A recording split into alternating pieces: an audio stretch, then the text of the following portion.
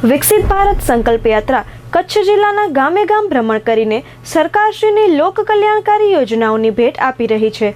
ત્યારે રાપર તાલુકાના આડેસર ખાતે વિકસિત ભારત સંકલ્પ યાત્રાનો રથ પહોંચ્યો હતો અને લોકોને લાભાન્વિત કરાયા હતા।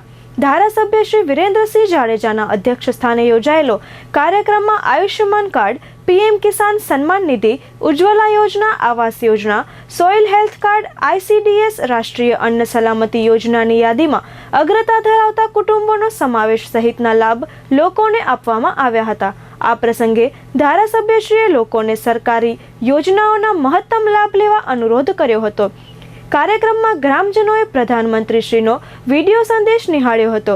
ઉપરાંત મેરી કહાની મેરી જુબાની હેઠળ લાભાર્થીઓએ સરકારશ્રીની યોજનાઓ થકી તેમને મળેલા લાભો અંગે પોતાના અનુભવો વર્ણવી સરકારશ્રીનો આભાર વ્યક્ત કર્યો હતો।